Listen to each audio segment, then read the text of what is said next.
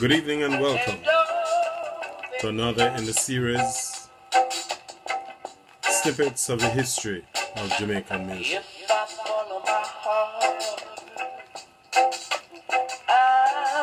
You're listening to the sound of Dennis Brown there in the background.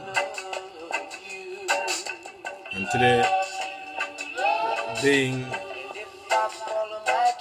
February 10th, and we're about a third of the way into Reggae Month, I want to use the opportunity to talk about the one and only Dennis Emmanuel Brown.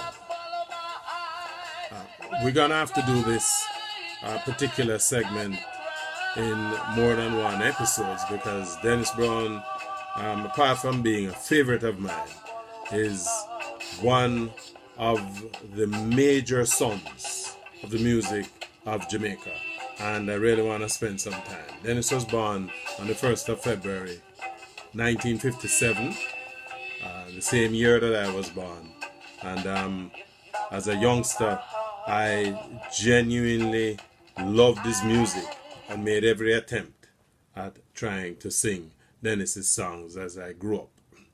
Now, this past week there was an article in the Jamaica Observer that chided students at the University of the West Indies that the presenter apparently had interviewed, and most of the students who they spoke with had very little knowledge of Dennis Brown beyond ideas of the songs that he sung, some of the songs basically, but there was no history. And there was a lot of critique. A couple of friends of mine took the time to have a ventilated discussion on social media to the effect. My personal position is like most things in life, and especially when you're dealing with youngsters, things are generational. And today, an 18, 19-year-old would not necessarily have much of a recollection of who Dennis Brown was unless they were hearing Dennis Brown's music in their homes as they were growing up. I, for one, played a lot of music, being an old collector myself. Played a lot of Dennis Brown music, especially since I loved his contribution. And so my two children grew up hearing that music. But that is not to say that all parents are going to be in that position. And so technically, I wouldn't hold too much out on that.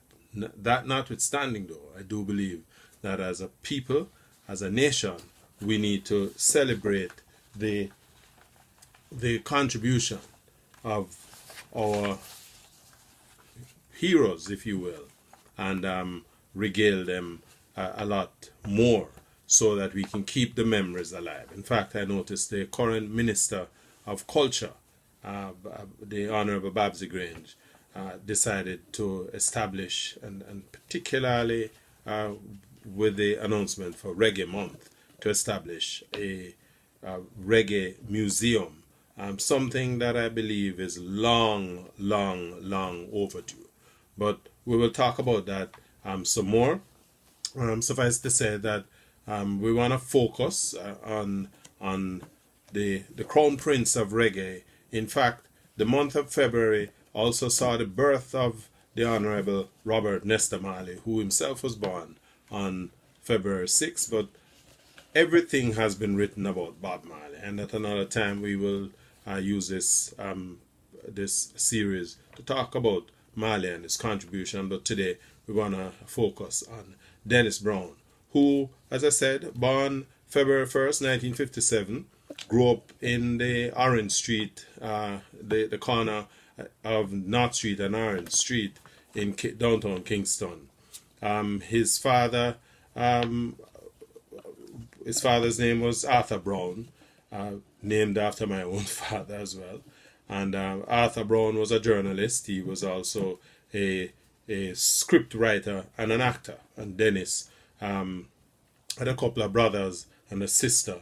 One of his brother, his older brother, was a contributor, a comedian of sorts, and Dennis would follow him around. Dennis was born at the Victoria Jubilee lying in hospital. My old people used to refer to it as lying in hospital. And as I said, he had 3 older brothers and a sister. His mother passed on early in the 1960s, and so he grew up with his father and his siblings. He had his first opportunity to perform in any kind of concert somewhere around the age of 9, when he performed in a primary school concert.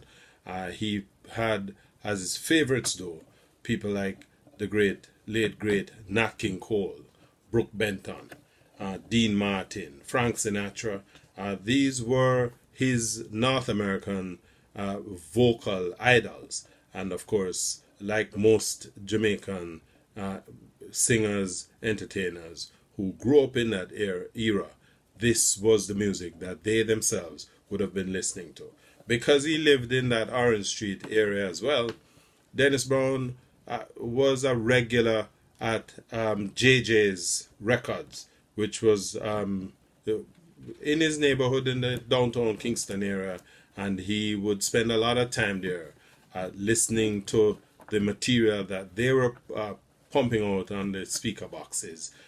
He grew up with people like listening to and following the likes of Delroy Wilson, Alton Ellis. In fact, Dennis made the point while he was around that Delroy Wilson was his personal idol, and he learned a considerable amount from him. Now, Dennis Brown really got into the performing business after a visit to a concert that his brother was participating in, and he basically went to a local club. His brother Basil was there performing a comedy routine, and at the end of the routine, when the band started to play, they invited Dennis up on stage, and he did a little number with the group's resident band called the Fabulous Falcons, and his performance or his contribution was that impressive that they basically took him into the band, signed him up as a young performer. He would then have his first big stint at a concert which included the likes of Byron Lee, in fact, who was performing on the bill. At that concert, the group, in fact, was performing at a JLP conference at the National Stadium, and Dennis Brown went there as part of the group. He did 2 songs. One was Desmond Decker's Unity, Unity, and he also sang the Johnny Taylor's big tune, Ain't That Loving You.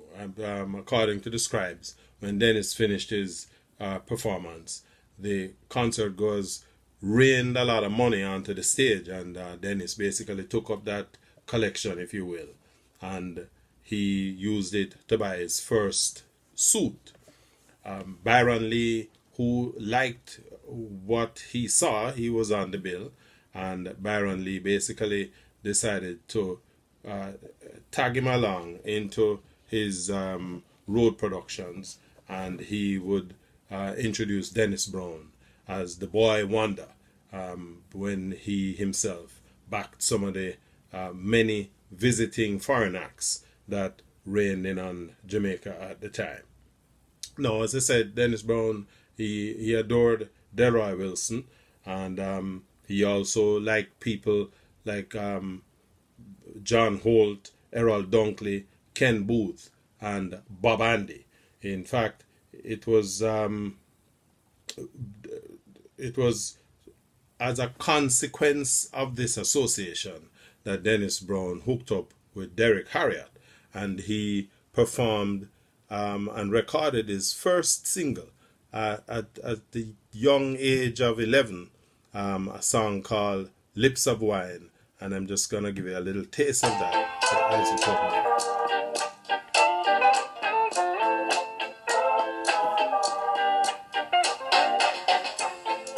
Well, I've been thinking lately much of my baby, thinking how she needs me, and I don't see it. Interestingly, Dennis did this song for Derek Harriott, and from what I'm told, for some strange reason, Derek Harriott didn't release the record. So Dennis went on over to Studio One with Clement Coxon, and they re-recorded the song, and Coxon then released it. They followed this up later on with another big hit. This was called No Man is an Island. This would have been 1969 on the Studio One label.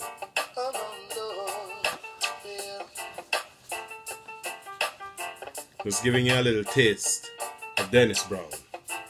No Man is an Island.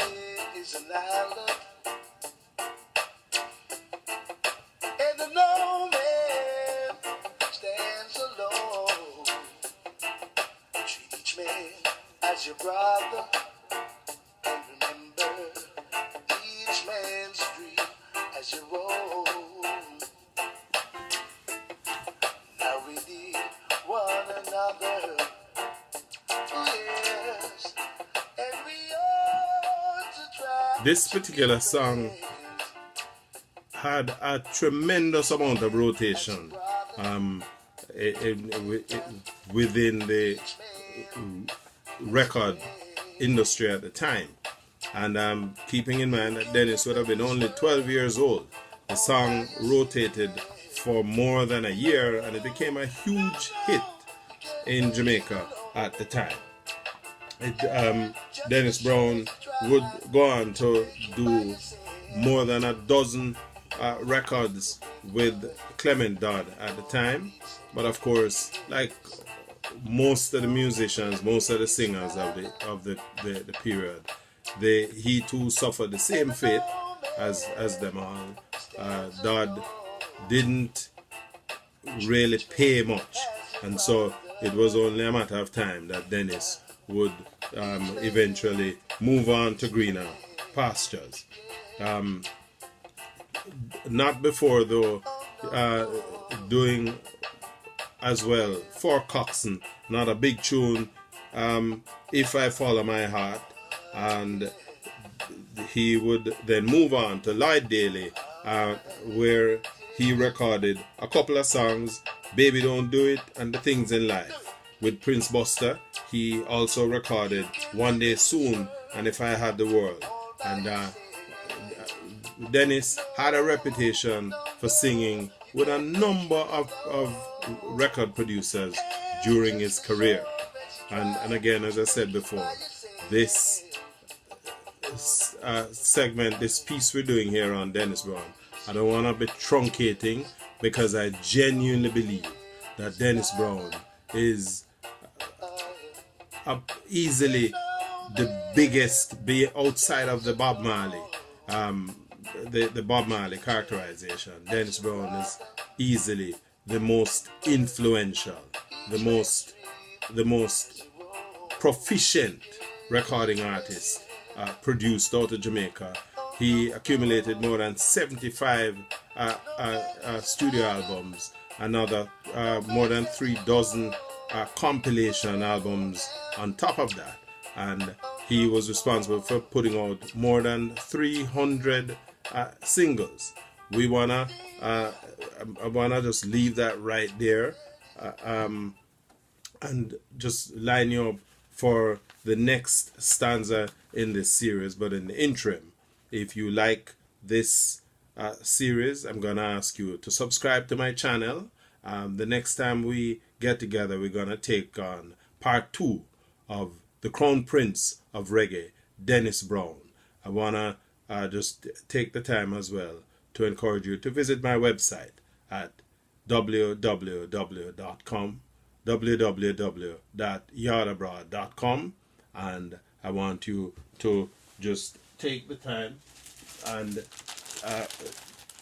take a look at some of the offerings that I have going there. It is International Reggae Month, and I have our t-shirts here, the reggae shirt, the reggae sweatshirts. Those have been doing very, very well. I'm going to invite you to take the one home. Invite your friends to take in these videos and to also subscribe. So until next time, we will continue the series. Dennis Emmanuel Brown, the Crown Prince of Reggae. This is Richard Blackford, yours truly. I just want to also point out that I do not have the rights for the music that I'm playing, but we need this music to tell this very important story. Again, it is Reggae Month, and I hope you guys are out there doing everything to keep the music